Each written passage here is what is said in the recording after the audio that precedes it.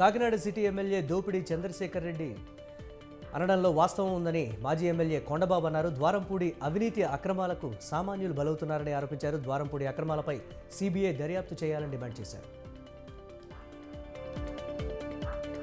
వచ్చే ఎన్నికల్లో ఏపీలో బీసీవై పార్టీ కీలకమవుతుందని ఆ పార్టీ అధినేత రామచంద్ర యాదవ్ అన్నారు.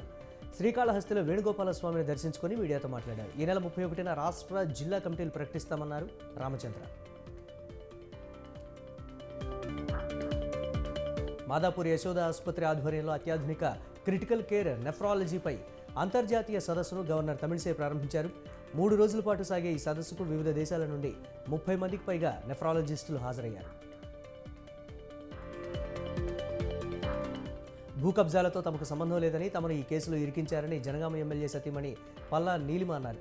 మేడ్చల్ జిల్లా చౌదరిగూడలో తమ ఫ్లాట్ను కబ్జా చేశారంటూ రాధిక చేసిన కంప్లైంట్పై నీలిమ స్పందించారు. శ్రీకాకుళం జిల్లా పలాస ప్రభుత్వ ఆసుపత్రి వైద్యుల తీరు మారేట్టు లేదనే ఆరోపణలు వస్తున్నాయి. వైద్యులు అందుబాటులో లేకపోవడంతో ప్రమాదంలో తీవ్రంగా గాయపడ్డ 2 యువకులకు శానిటేషన్ సిబ్బంది చికిత్స చేయడం విమర్శలు వెల్లువెత్తాయి. మహబూబాబాద్ జిల్లా వేలుబెల్లిలో ప్రేమించి మోసం చేసిన జల్లెల ప్రశాంత్ ఇంటి ముందు యువతి ఈక అశ్విని బైఠాయించింది. అశ్విని కంప్లైంట్తో ప్రశాంత్పై కేసు నమోదు చేసి కొత్తగూడ పోలీసులు విచారణ చేపట్టారు.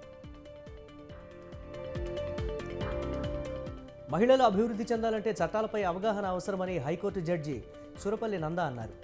శ్రీ సత్యసాయి ఆర్గనైజేషన్ ఆధ్వర్యంలో డిగ్రీ విద్యార్థినుల కోసం జరిగిన awaking the youth with in వర్క్షాప్లో judge మాట్లాడారు. నిర్మల్లో 37వ జాతీయ రోడ్డు భద్రతా వారోత్సవాల్లో భాగంగా టీడీఓ అజయ్ కుమార్ రెడ్డి ఆధ్వర్యంలో విద్యార్థులు ర్యాలీ నిర్వహించారు. శివాజీ చౌక్లో విద్యార్థులు మానవహారంగా ఏర్పడి రోడ్డు భద్రతపై నినాదాలు చేశారు.